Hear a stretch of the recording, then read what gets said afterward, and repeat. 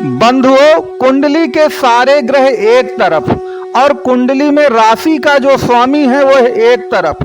यदि आपके राशि के स्वामी उच्च राशि में गोचर में प्रवेश कर जाएं तो याद रखिए, आपकी कुंडली में चाहे जितने ज्यादा दुर्योग बन रहे हों, जितनी भी बुरी दशाएं चल रही हों, आपका कोई कुछ नहीं बिगाड़ सकता। तो सितंबर 2025 से ही आपकी मिथुन राशि के स्वामी बुधदेव जो हैं अपनी उच्च राशि कन्या राशि में प्रवेश कर रहे हैं। तो जितने भी दुख दर्द पिछले 8 महीने में आपको 2025 में प्राप्त हुए हैं, उन सब का दायिंड जो है वह इस सितंबर माह में होने वाला है। तो इसका तात्पर्य ये नहीं है कि सितंबर में अगर बुध उच्च के हो रहे हैं तो केवल सितंबर ही अच्छा है। याद रखिए, सितंबर तो केवल शुरुआत है। अक्टूबर, नवंबर, दिसंबर जो है वह इससे भी ज्यादा आपके लिए बेहतरीन रहेगा। तो ये सब कुछ कैसे होगा, इसके लिए आप पूरा वीडियो अंत तक देखते रहिए। और वीडियो अच्छा लगे तो वीडियो को लाइक, शेयर और सब्सक्राइब जरूर करिए। तो बंधुओं, 15 सितंबर के आसपास बुधदेव जो हैं अपनी उच्च राशि में प्रवेश कर जाएंगे। और जैसे ही वह उच्च राशि में प्रवेश कर जाएंगे कन्या राशि में, तो कन्या राशि आपकी कुंडली की चतुर्थ भाव की राशि है। और आप जानते हैं कि मन का जो सुख है, सेटिस्फैक्शन जो है, वह तो चतुर्थ भाव में ही है। तो अभी तक आप जो निराशा का जीवन जी रहे थे, आपको लगता था कि कुछ नहीं होने वाला हमारा, बस यूं ही सब कुछ जिंदगी चलती रहेगी।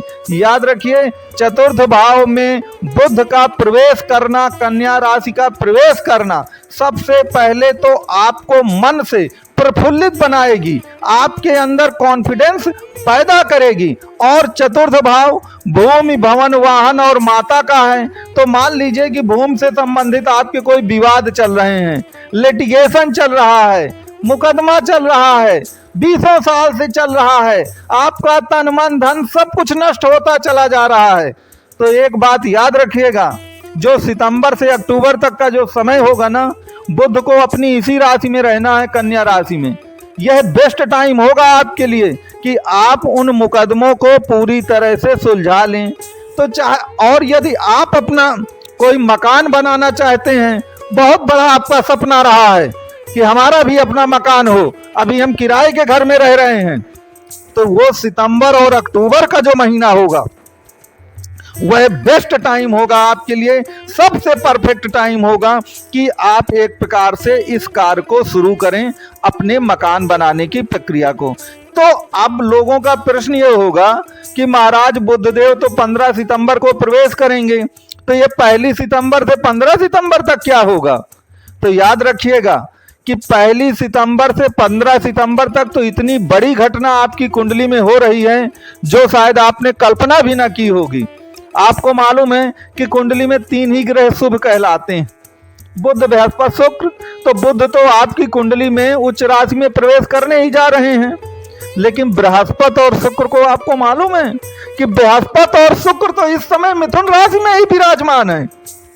और बृहस्पति को तो याद रखिएगा, ये जून 2026 तक मिथुन में ही रहना है। तो कहने का तात्पर्य यह है कि यदि बृहस्पति जैसा शुभ ग्रह आपकी लग्न में, आपकी राशि में ही मौजूद है, मिथुन राशि में ही रहना है, तो उसमें डरने की आपको कोई बात ही नहीं है। और उस पर जो सबसे जबरदस्त बात है, उस बात को याद रखिएगा कि अभी तक जो बुधदेव महाराज थे या आपके बृहस्पति देव महाराज जो हैं, तो बृहस्पति देव महाराज क्या थे? अभी तक वह राहु के नक्षत्र में थे, आद्रा नक्षत्र में। और 13 अगस्त के बाद उन्होंने अपना नक्षत्र भी चेंज कर दिया है और उनको अब पुनर्वसु नक्षत्र में जून 2026 तक रहना है। इस बात को याद रखिएगा। और पुनर्वसु का मतलब आप समझते हैं, जब बुध के अलावा जो आपका बृहस्पति देव है वह भी आपकी राशि में ही बैठ जाए। बुध तो उच्च राशि में प्रवेश ही कर रहे हैं और बृहस्पति जो है आपकी मिथुन राशि में है। और कब तक रहेंगे? जून 2026 तक। किस नक्षत्र में रहेंगे? पुनर्वसु में रहेंगे। तो आप पुनर्वसु के बारे में जान लीजिए।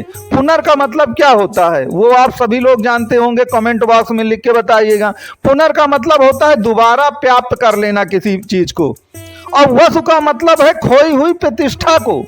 तो जो भी आप खो चुके हैं, जो भी मान सम्मान प्रतिष्ठा आप खो चुके हैं, धन दौलत सब कुछ खो चुके हैं, परिवार अपना खो चुके हैं, संबंध तार तार हो गए हैं, उन सब की पुनर्वापसी का जो समय है ना, वह आपका पुनर्वसु लाता है।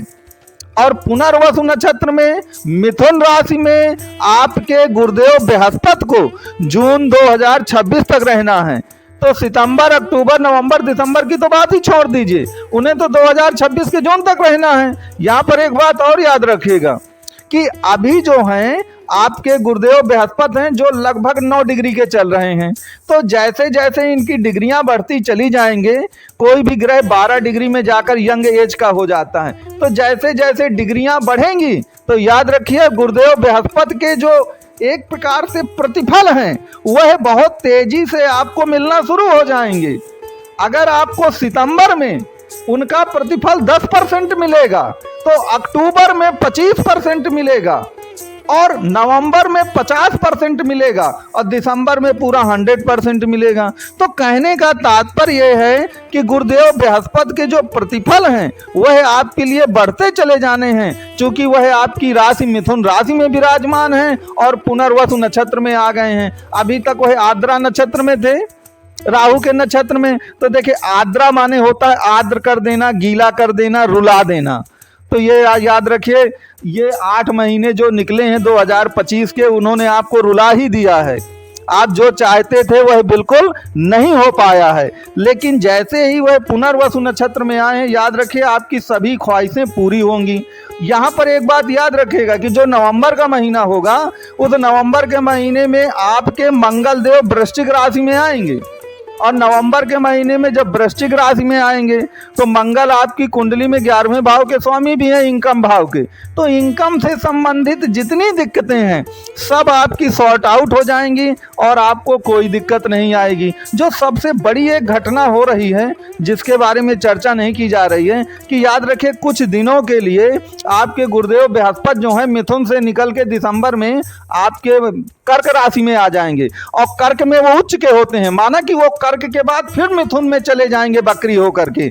लेकिन गुरुदेव बृहस्पति का दिसंबर में अपनी उच्च राशि में प्रवेश करना निश्चित तौर पर पूरा जीवन आपका बदल देगा। तो ये सितंबर, अक्टूबर, नवंबर, दिसंबर जो महीने हैं वह आपके जीवन में एक बहुत बड़ा बदलाव लाएंगे। जो भी आपने दिक्कतें सही हैं अभी तक, वह सारी दिक्कतें आपकी पूर्ण रूप से 100% समाप्त हो जाएंगी। तो मित्रों, ये जो पूरा वीडियो था ये आपको कैसा लगा ये आप कमेंट बॉक्स में लिख करके ज़रूर बताइएगा। अब मिथुन राशि से संबंधित आपका कोई भी प्रश्न हो या कुंडली का आप विश्लेषण कराना चाहते हो, उससे संबंधित कोई भी जानकारी लेना चाहते हो, तो आपको नंबर जो है वह स्क्रीन पर प्रदान किए जा चुके हैं।